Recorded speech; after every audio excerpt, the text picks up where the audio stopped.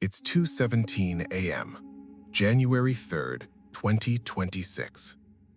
You're asleep in the presidential palace, the Miraflores, that white fortress in the heart of Caracas, where you've ruled for 13 years, where Hugo Chavez once blessed you as his successor, where you've survived assassination attempts, coup plots, and the largest military buildup your continent has seen since Panama.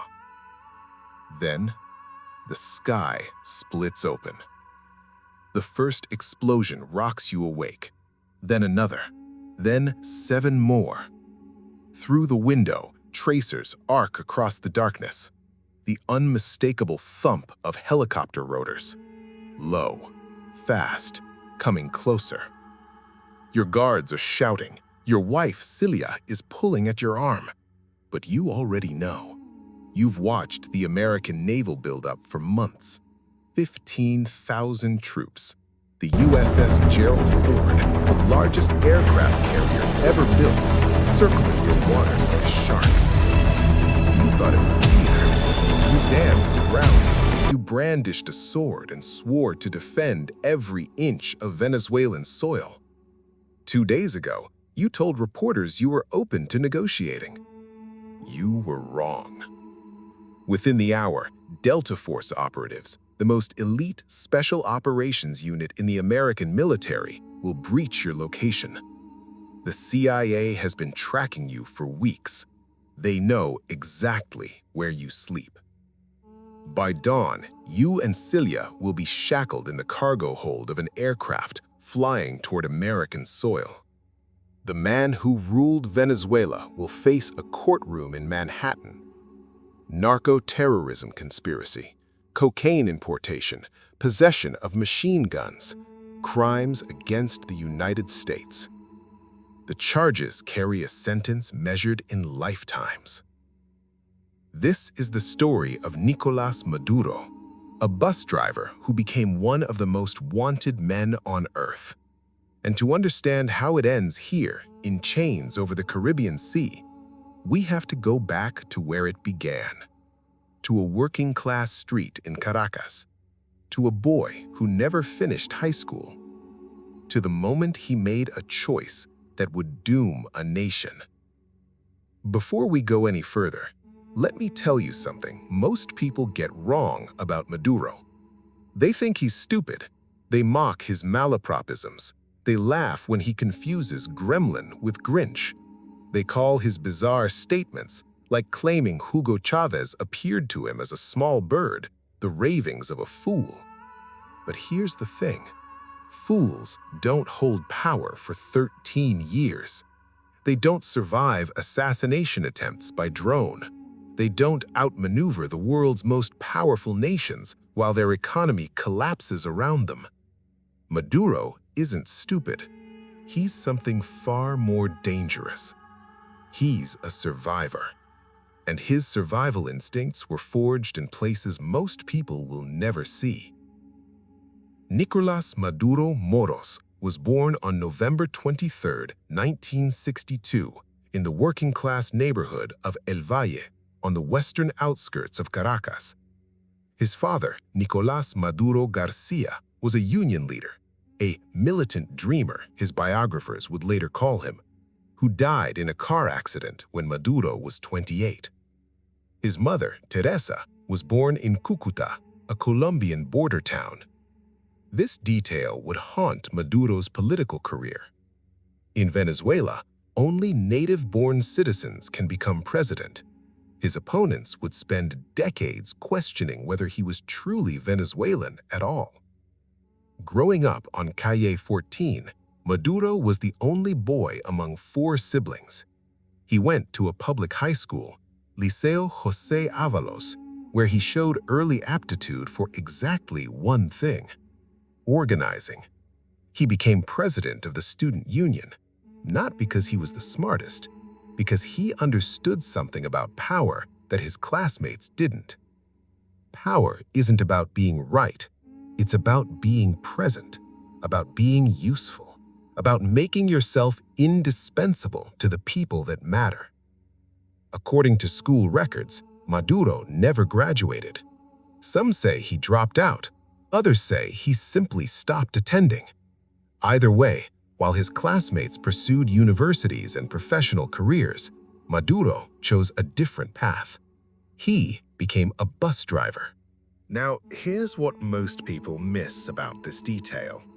They treat it as a curiosity, the humble origins of a future dictator. But driving buses for the Caracas Metro wasn't just a job, it was an education. Because Caracas Metro had banned unions, and Maduro, the son of a union man, founded one anyway. Think about what that takes. You're 23 years old, no degree, no connections, no protection, and you're organizing workers against a company that has explicitly forbidden exactly what you're doing. One wrong move and you lose your job, your income, your future. But Maduro didn't get caught, he got promoted within the underground labor movement, if not within the company. He developed a reputation as an effective organizer, a skilled negotiator, a man who could read a room and tell you exactly what everyone in it wanted. At 24, he received an invitation that would change everything. In 1986, Nicolas Maduro boarded a plane to Havana, Cuba. He had been selected to attend the Escuela Nacional de Cuadros Julio Antonio Mella, a training center for revolutionary cadres run by the Union of Young Communists. For 1 year, Maduro would study under Pedro Miret Prieto, a senior member of the Politburo who was close to Fidel Castro himself. Let me be clear about what this means. This wasn't a community college course. This wasn't political theory in an abstract sense. This was operational training. How to organize cells, how to infiltrate institutions, how to build parallel structures of power within existing governments, how to wait, sometimes for decades, for the right moment to strike. Some historians believe Maduro wasn't just a student in Havana. They believe he was recruited. According to Carlos Peñalosa, a former Venezuelan army commander, Maduro was allegedly tasked by the Castro government to serve as a mole for Cuba's intelligence service, La Dirección de Inteligencia. His mission: approach a young military officer named Hugo Chavez, who was showing signs of revolutionary sympathies. Whether this is true or conspiracy theory, one fact is undeniable. By the early 1990s, Maduro had attached himself to the most consequential figure in Venezuelan history, and he would never let go. February 4, 1992. Lieutenant Colonel Hugo Chavez led a military coup against President Carlos Andrés Pérez. The coup failed. Chavez was captured, but in his surrender statement, broadcast on national television, he uttered two words that would echo through Venezuelan history: por ahora, for now. Those two words transformed a failed rebel into a folk hero. Suddenly, Hugo Chavez was the most famous man in Venezuela, and Maduro saw an opportunity. While Chavez languished in prison, Maduro joined the campaign for his release. He worked alongside a young lawyer named Celia Flores, who was leading Chavez's legal defense. The two fell in love, a romance that would last 3 decades and create what many observers called a dual presidency. When Chavez was pardoned in 1994, Maduro was waiting. He became one of the founding members of the movement of the Fifth Republic, the political party that would carry Chavez to the presidency. He was useful, he was loyal, he was present. And Chavez noticed. Here's something you need to understand about their relationship. Chavez was a supernova, charismatic, brilliant, overwhelming. He could speak for 6 hours on live television without notes. He could quote Simón Bolívar from memory. He made crowds weep with joy. Maduro was none of these things. He was awkward, his speeches rambled, he lacked the natural magnetism that drew millions to Chavez. But he had one quality that Chavez desperately needed: absolute loyalty.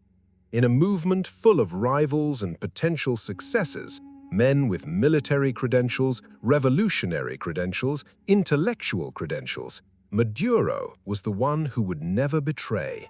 He was the dog who would guard the door. After Chavez won the 1998 presidential election with 56% of the vote, Maduro rose through the ranks: congressman, Speaker of the National Assembly, Minister of Foreign Affairs for 7 years, the longest-serving foreign minister in Chavez's government.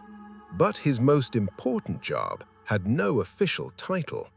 He was the bridge to Cuba, the man who maintained the relationship between Caracas and Havana, the link that kept thousands of Cuban doctors flowing into Venezuelan barrios and billions in Venezuelan oil flowing to the Cuban economy. When Chavez fell ill with cancer in 2011, it was Maduro who managed his treatment in Cuba, who controlled information about his condition, who stood beside him in his final public appearance and received his blessing as successor. My firm opinion, as clear as the full moon, irrevocable, absolute, total, is that you elect Nicolas Maduro as president. Those were Hugo Chávez's final instructions to his nation. On March 5, 2013, Chávez died of cardiac arrest, and the bus driver became president. Now, here's where most analysis of Maduro goes wrong. People say he destroyed Venezuela. They blame him for the hyperinflation, the food shortages, the exodus of 8 million people. And they're not entirely wrong. But the collapse had already begun. Chávez had spent 14 years building an economic time bomb. He nationalized industries without compensation, often on live television, pointing at a building and declaring expropriacy. Venezuela's oil production, once among the highest in the world, declined from 3 million barrels per day to 2.3 million under his watch. He imposed price controls on thousands of goods: rice, chicken, soap, toilet paper. The controls were popular. Who doesn't want cheaper food? But they were economic suicide. When the controlled price falls below the cost of production, producers stop producing, shelves empty, black markets flourish, and the poorest people, the ones the controls were meant to protect, suffer most. As long as oil prices stayed high, Chávez could paper over the cracks with cash. Venezuela was the Saudi Arabia of Latin America, sitting on the largest proven oil reserves on Earth.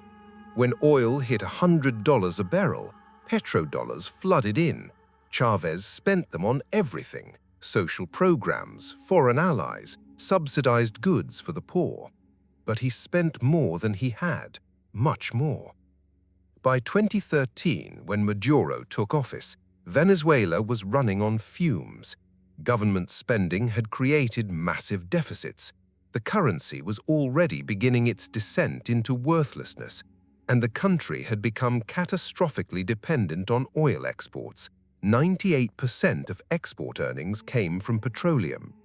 Then, in 2014, oil prices collapsed from $100 a barrel to $60, then $50, then $30. And Maduro made the choice that would destroy his country.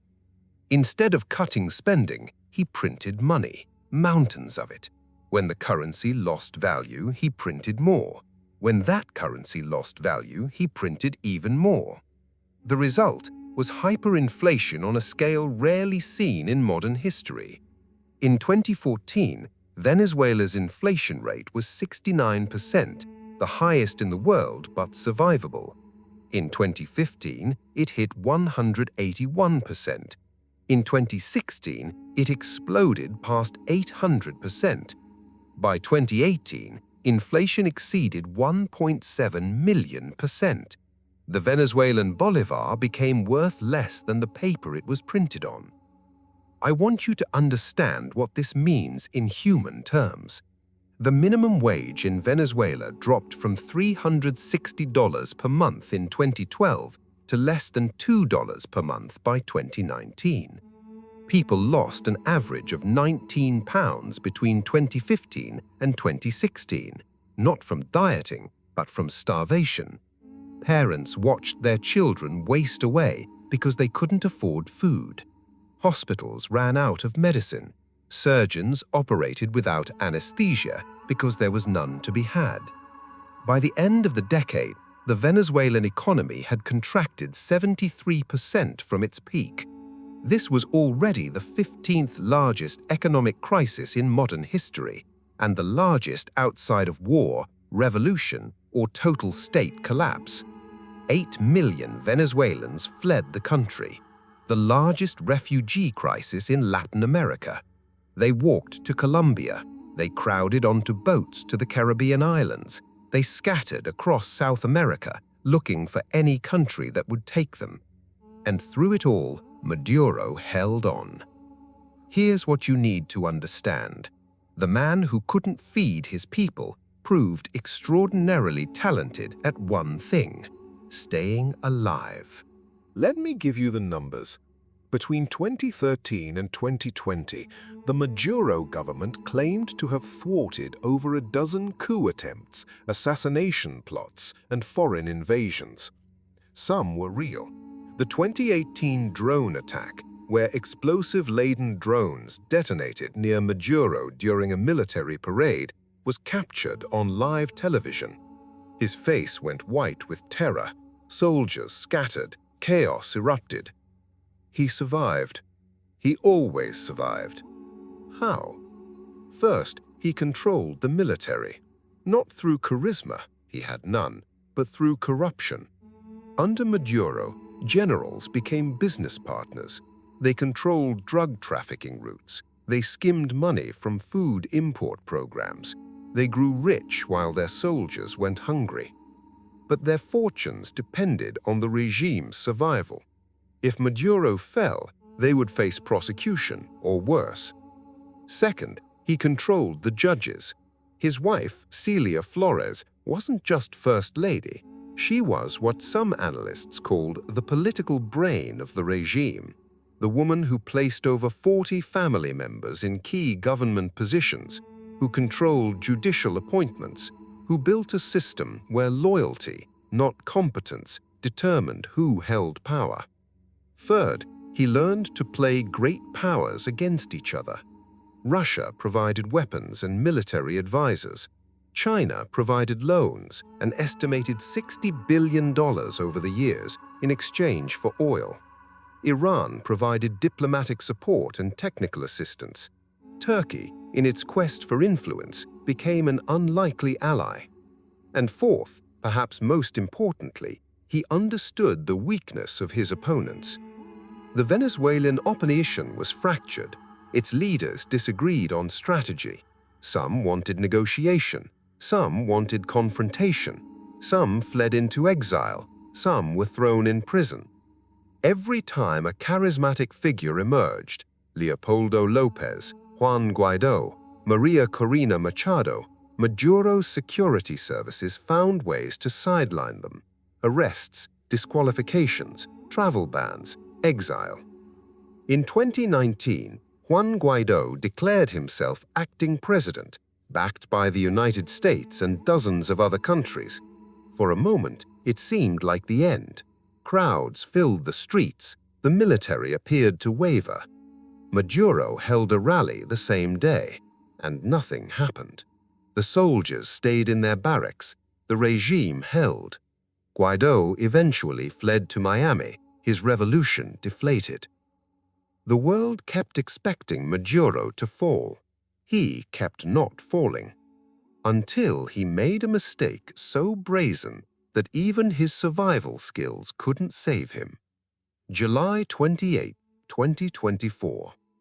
Venezuela held a presidential election. On paper, it was supposed to be a moment of democratic renewal. In practice, It was one of the most blatant electoral frauds in modern Latin American history. Let me explain what happened, because this is the event that set everything in motion. The opposition had finally unified behind a single candidate, Maria Corina Machado, a fiery right-wing politician whom some called Venezuela's Iron Lady. She was charismatic, she was fearless, and polling showed she would defeat Maduro by historic margins. So the regime banned her from running. They disqualified her on corruption charges, charges that international observers dismissed as politically motivated. When she tried to register a substitute candidate, Corina Yoris, the Electoral Commission blocked that registration too.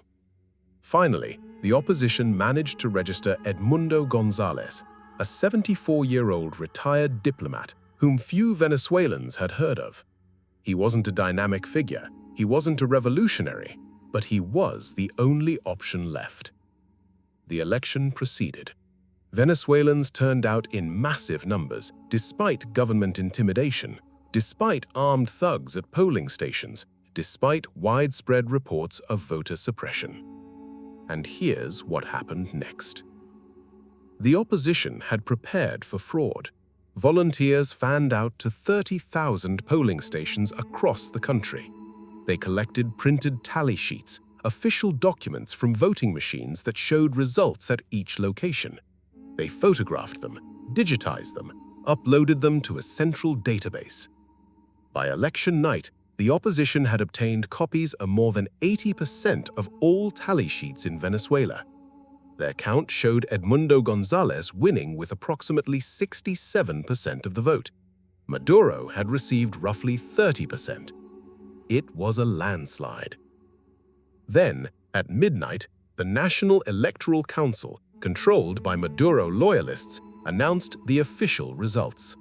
Maduro had won with 51.95% of the vote.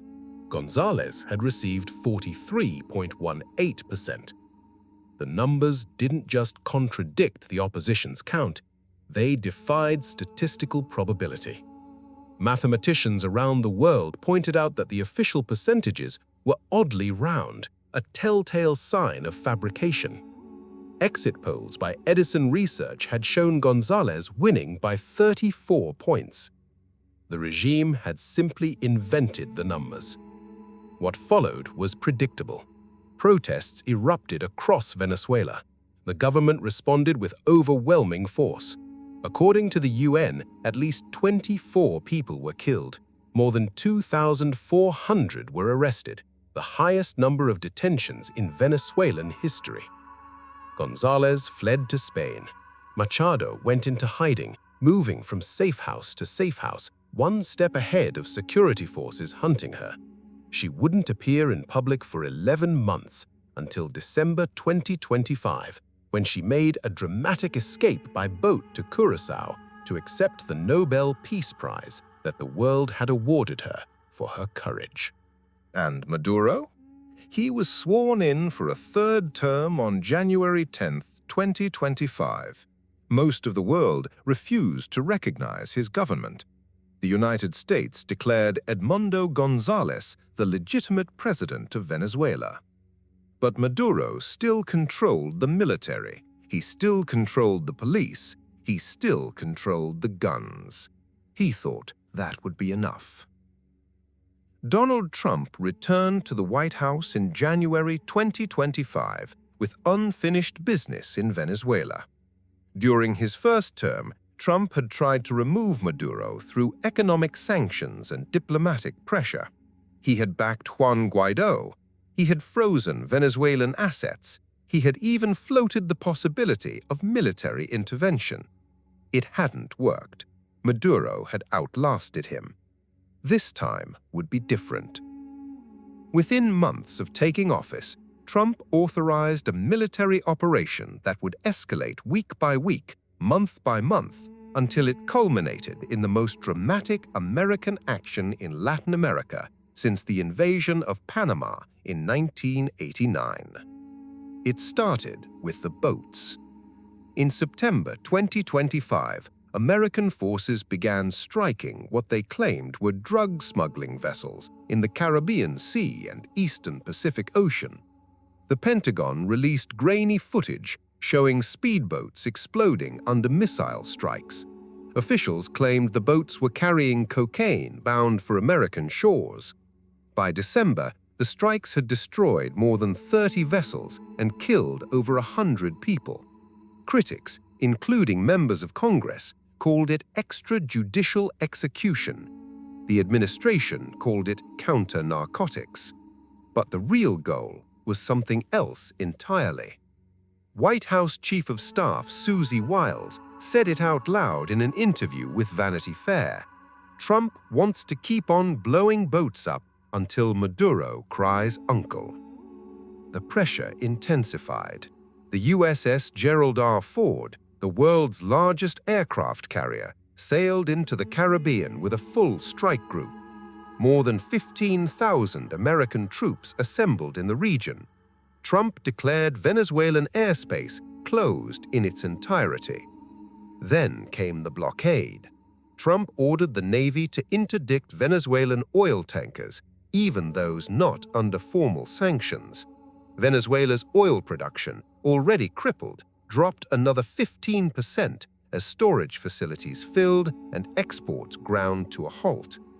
And then, on December 24, 2025, the CIA launched its first known attack on Venezuelan soil, a drone strike on a dock facility allegedly used by drug traffickers.